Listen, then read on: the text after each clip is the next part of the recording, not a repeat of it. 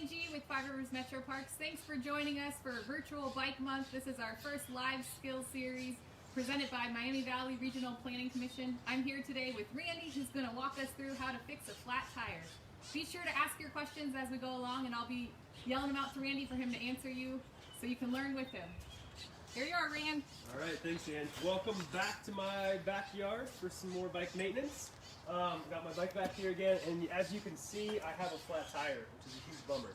So I'm going to go ahead and fix this.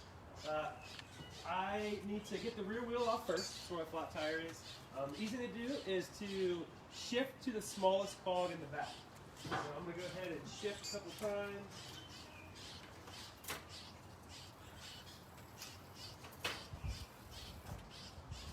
Now I'm going to disengage my brake. And down here, a lot of bikes have a quick release skewer. I actually need an Allen or a hex wrench to take mine off, so that's what I'm going to do here.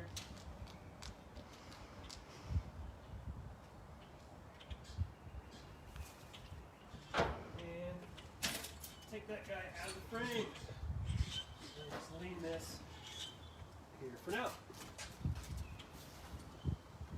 So before I do anything, I'm going to take a look and see if I can see if there's anything obvious that's actually caused the flat. Looking here, I don't see anything. I've gotten class before. There's a shard of metal actually sticking out of the tire. Nothing here so far, so I'm going to dig in a little bit deeper. This is completely flat, so my next tool I need are a couple of tire levers. And these, they're all basically the same. There's a bunch of different brands, different styles out there. If you're lucky, you've maybe come to one of our programs and got some for free. But there's kind of a spoon end and then a hooked end. You take the spoon end, find a spot, and you're going to pry that underneath the edge of the tire. And then you can hook that onto a spoke to hold it in place for you. Now I'm going to take my other lever, come over a little ways, and pry out here and slide that around. Now my axle tire came off all the way. I prefer to leave one side of the tire on and just pull the tube out. When I do that, I'm going to go over here to the valve, unscrew this little lock nut. Now I can pull my tube out. Now a little trick I like to do is when I pull the tube out, I still don't know what caused my flat. There's a hole somewhere in here. If I pull it out and I kind of leave it oriented the same as it was in the tire, that can help me figure out what caused the flat. So I'm going to look. No obvious holes. So I need to put a little bit of air in here to try to figure out where that hole is. So I got my portable pump here.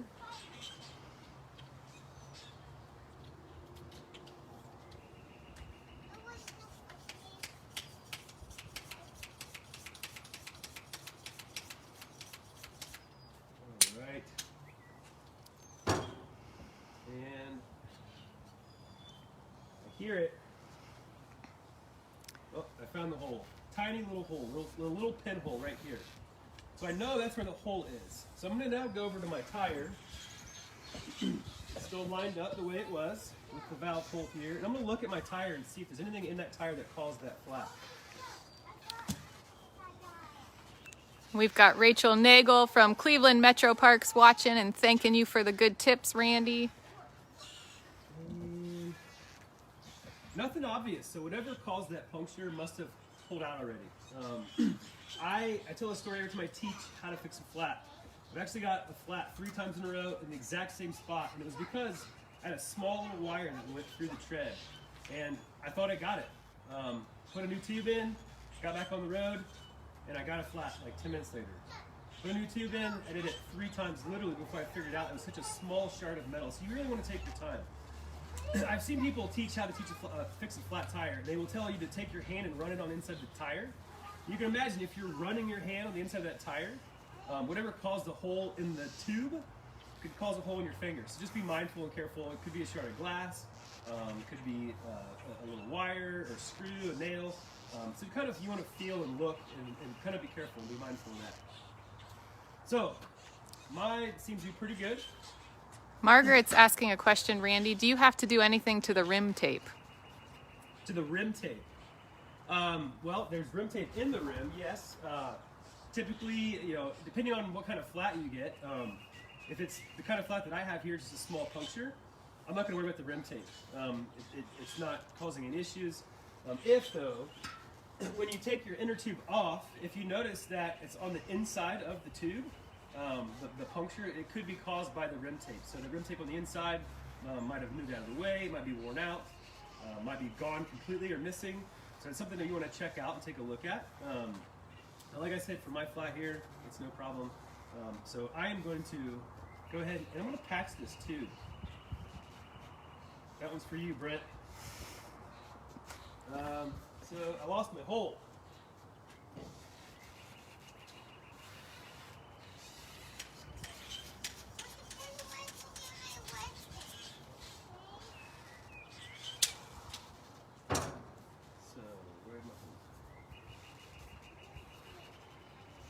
So I'm going to use a Preglued patch. They are pretty good for kind of a temporary fix. They're not, they're quick and they're easy, but they're not permanent. I have kind of poor luck with them. But first, I'm going to use a little sandpaper and scuff up around the hole, and that comes with the patch kit. And then I'm going to take the little sticker and stick that right over top of the hole. Sit down good. All right. So now I'm ready to put everything back together. If I didn't have a patch and wasn't going to patch my tube, I would have a brand new tube, and they come perfectly flat and no air inside. So this one already has a little bit of shape to it because it's just patched. If you get a new tube instead of patching the tube, you want to put a little bit of air in it. And my favorite way to do that is just to blow a little bit through the valve. Or use your pump to put a little bit of air in there. But mine's already has a little bit of shape, so that's perfect for getting it back into the tire. Randy, we got a question from Jordan. Do you prefer pre-glued or vulcanizing patches? I prefer new tubes. but yeah, the vulcanizing patches, they're definitely more of a permanent fix. It takes a little bit more time, so you have to put the fluid on there. You have to let it set for a minute, and then you can apply the patch. So it's about a 10-minute process. You can see that sticking that sticker on there was about a 30-second process. But I haven't had a lot of good luck with using the pre-glued patches, so I do prefer the vulcanizing patches. But like I said, I generally carry a new tube anyhow. So I'm going to start with putting the valve stem back in through the valve hole, and now I'm going to start working this tube back into the tire.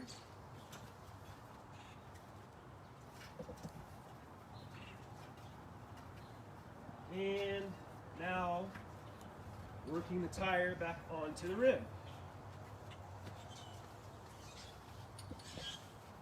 Now, something you want to be mindful of is when you're doing this step in the process, it's really easy to get a small piece of the tube caught between the tire and the inside of the rim itself. So just something you want to look out for. If you do that and you inflate it, it could cause another puncture or flat. Something I like to do after I get the tire back on is just kind of take a quick look around, make sure there's none of the tube is sticking out. That looks good. And that looks pretty good. So now I am ready to re-inflate this.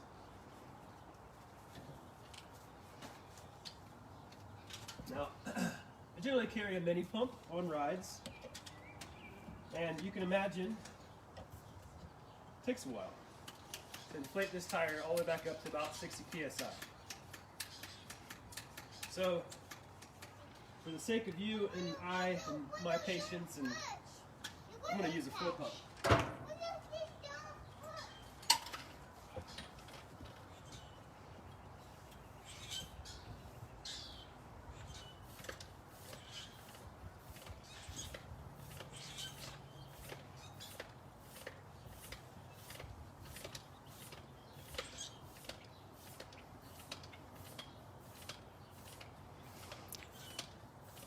Feel free to ask any questions out there. And that is back up to pressure. And close my valve.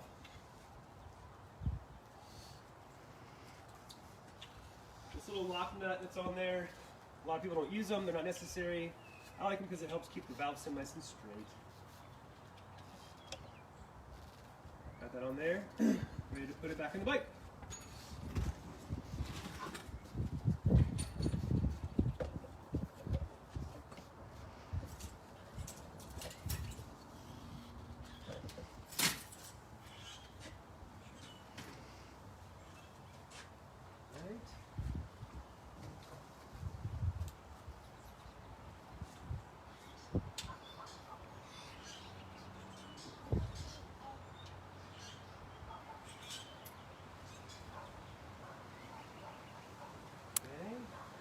Randy, Rachel is asking you, where is your favorite place to ride your bike?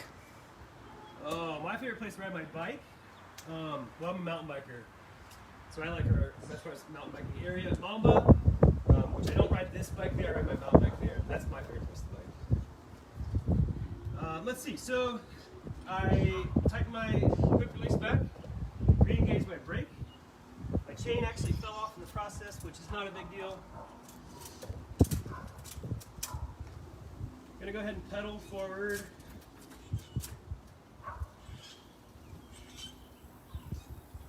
Check my brake, and everything seems to be working just fine. A little added extra thing you can do is actually do the ABC quick check.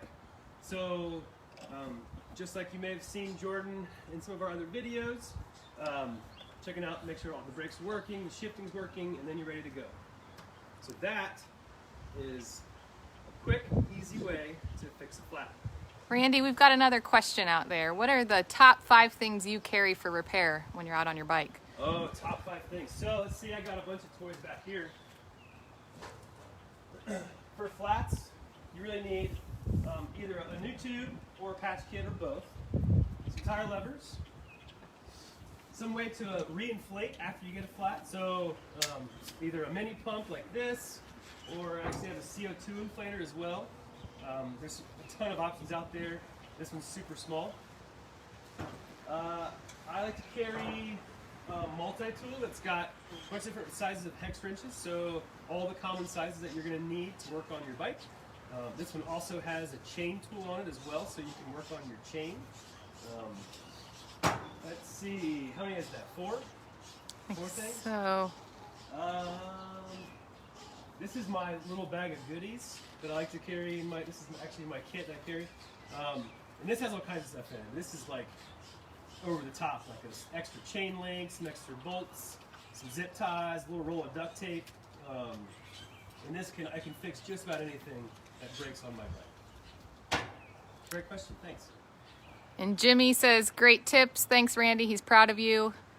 Are there any bike pumps and or tool stands along the bike path or at places like Mamba that people could use? Oh, that's a great question. Yeah, so they're becoming more and more popular. There's one at Riverscape Metro Park. There's one at the 2nd Street Market. There's one at Mamba. And they have all the basic tools that you need to make basic repairs. So there's a pump, there's a stand that you can get your bike up off the ground. And like I said, the basic tools that you need to fix a flat or do some adjustments on your bike. They're growing like crazy, so I think there's one out in Miamisburg. I think Troy has added one, Piqua has added one, City of Kettering has a couple, so you know, most of them are along the paved trail network, but they're definitely popping up all over the place. Great question.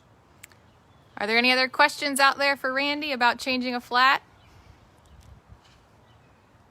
All right, Randy, anything you want to share with folks watching that maybe aren't familiar with Virtual Bike Month and what else is going on the rest of the month? Well, yeah, it's there's all kinds of fun stuff.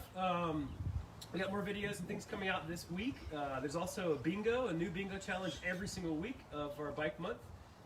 There's another live next Wednesday with Laura Estendia of Bike Miami Valley and talking about the Link bikes. We've got a couple more later in the month. So lots of good stuff. Check it out on Get Out and Live and join the Virtual Bike Month group. All right, thanks, Randy, and thanks again to our sponsors, Miami Valley Regional Planning Commission, for helping make Virtual Bike Month possible this year.